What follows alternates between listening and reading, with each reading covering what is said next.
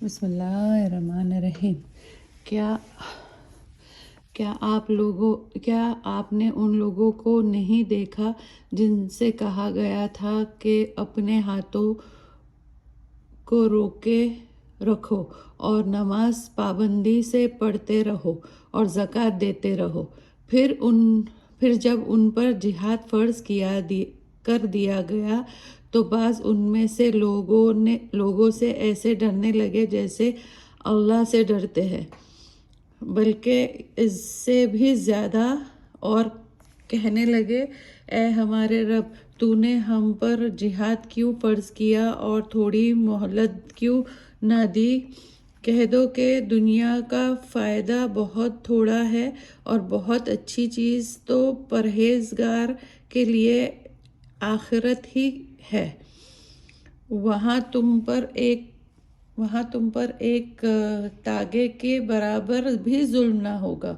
تم کہیں رہو، موت تو آ کر ہی رہے گی۔ کہاں تم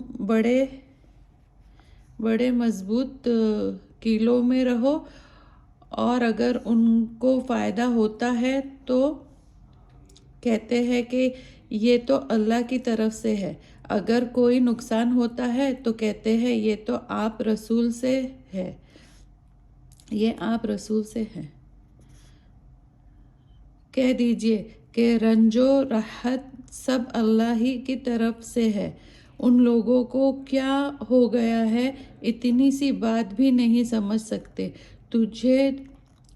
تجھے جو فائدہ پہنچاتا ہے وہ تو اللہ ہی کی طرف سے ہے، اور جو مصیبت تجھے ملتی ہے وہ تو تمہارے اپنے اعمال کے سبب ملتی ہے۔ اے نبی صلی اللہ علیہ وسلم، ہم نے تم کو تمام لوگوں کی طرف اپنا رسول بنا کر بھیجا ہے، اور اللہ گواہ کافی ہے۔ جس نے رسول کی اطاعت کی اس نے اللہ ہی کی اطاعت کی، اور جو روگردانی کرے سو ہم نے تم کو ان کا نگران کر کے نہیں بھیجا ہے۔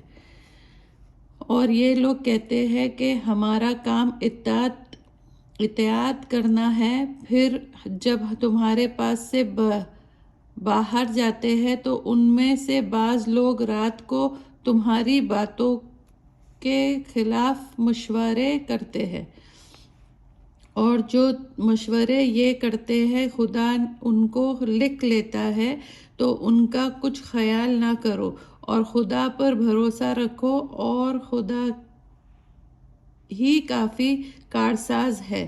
کیا وہ پھر قرآن میں غور و فکر نہیں کرتے؟ اگر یہ اللہ کے سوا کسی اور کی طرف سے ہوتا تو ان میں وہ باکثرت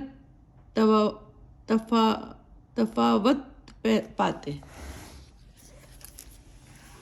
اور جب ان کو کسی بات کی خبر ملتی ہے، کہا امان کی بات ہو یا خوف کی بات ہو، تو وہ اس کو مشہور کر دیتے ہیں، اور اگر وہ رسول اور اپنے سرداروں کے پاس اس خبر کو پہنچاتے تو تحقیق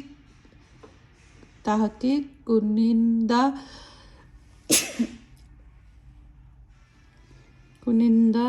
تو اس خبر کی تحقیق کر ہی لیا کرتے، اور اگر تم پر اللہ کا فضل اور رحمت نہ ہوتی تو تم میں سوائے چند کے سب شیطان کے تابع ہو جاتے۔ اے نبی صلی اللہ علیہ وسلم، تم اللہ کی راہ میں لڑو، تم اپنے سوا کسی کے ذمہ دار نہیں ہو، اور مومنوں کو بھی ترغیب دو۔ امید ہے کہ اللہ قریب ہی کافروں کے زور جنگ کو روک دے۔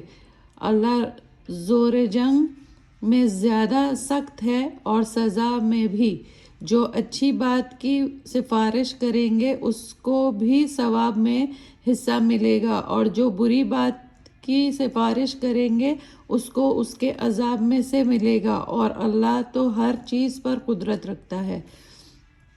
اور جب تم کو دعا دی جائے تو تم اس سے بہتر دعا دو یا اسی کو دوہرا دو، بلا شبہ اللہ ہر چیز کا حساب لے گا۔ اللہ تو ہے ہی معبود برحق، اس کے سوا اور کوئی دوسرا بندگی کے لائق نہیں۔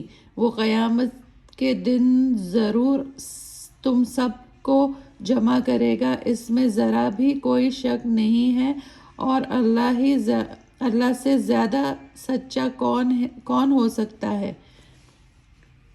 تم منافقین کے بارے میں کسی سبب سے دو گروہ بن گئے، جبکہ اللہ نے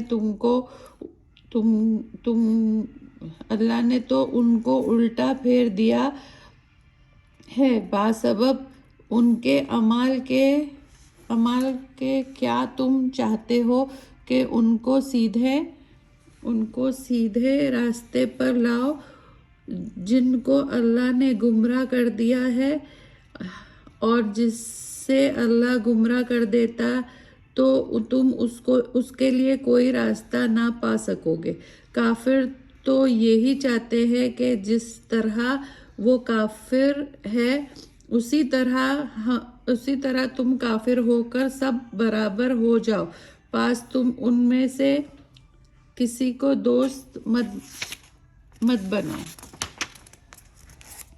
جب تک وہ اللہ کی راہ میں وطن نہ چھوڑ دے، اور اگر وہ ایسا نہ کرے تو ان کو پکڑ لو اور مار ڈالو جہاں بھی ان کو پاؤ، اور ان میں سے کسی کو اپنا رفیق نہ بناؤ اور نہ مددگار بناؤ۔